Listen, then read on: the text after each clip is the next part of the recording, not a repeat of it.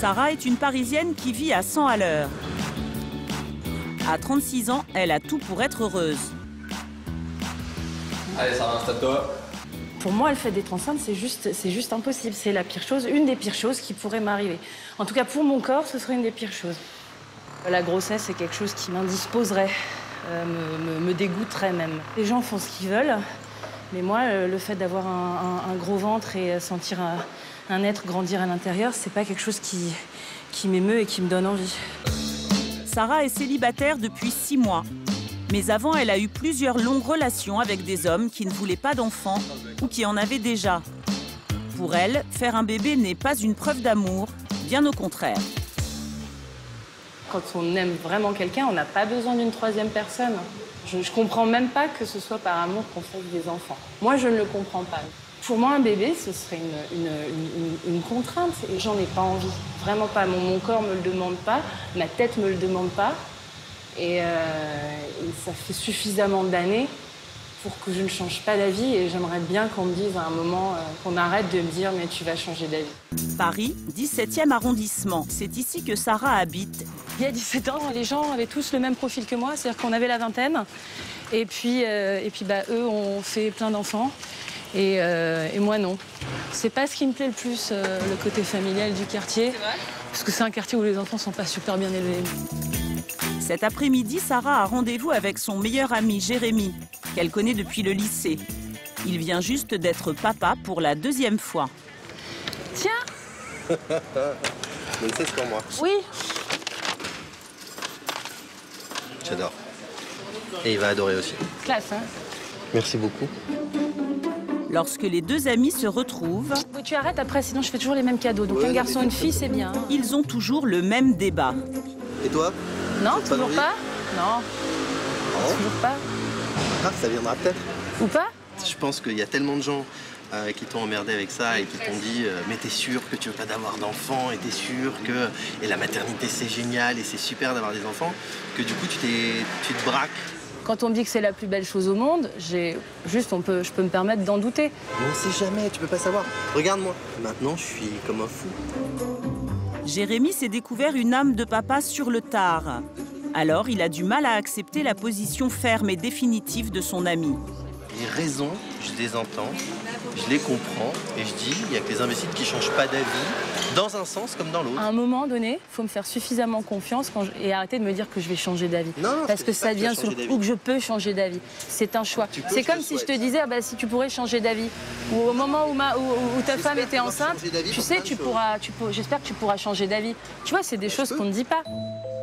Sarah accepte la discussion avec Jérémy, mais elle doit souvent faire face à des jugements blessants. Je pense que la remarque qui m'a le plus vexée, c'était que j'étais égoïste parce que je pense être quelqu'un de plutôt généreux avec les gens que j'aime. Donc je ne suis pas sûre que ce soit l'adjectif qui me caractérise le mieux. Pour être sûre de ne jamais tomber enceinte, certaines sont prêtes à aller très loin, jusqu'à se faire stériliser. Une opération irréversible que vient de subir Claire, 37 ans, en couple avec un homme qui, lui non plus, ne veut pas d'enfant. Elle a choisi de rester anonyme par peur d'être jugée. Pourtant, cette intervention a mis fin à toutes ses angoisses. C'est terminé, je suis tranquille. Ça m'a apporté une sérénité vraiment précieuse. Pourquoi une solution aussi radicale? Je n'ai jamais voulu avoir d'enfant. J'ai jamais souvenir d'avoir voulu en avoir un. Ça fait plus de 20 ans qu'à chaque fois que j'ai un jour de retard dans mon cycle, je panique. Ça, c'est fini. Depuis ses 20 ans, Claire rêve de se faire opérer. Mais réussir à trouver un médecin qui accepte a été un véritable parcours du combattant. Je pense que dans ma vie, j'ai dû avoir entre 10 et 15 gynécologues différents.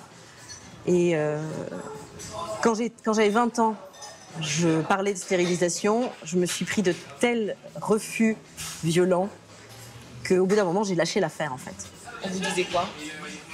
Que j'allais changer d'avis, que c'était impensable, que ça se faisait pas, que c'était pas possible, que j'allais avoir des complications.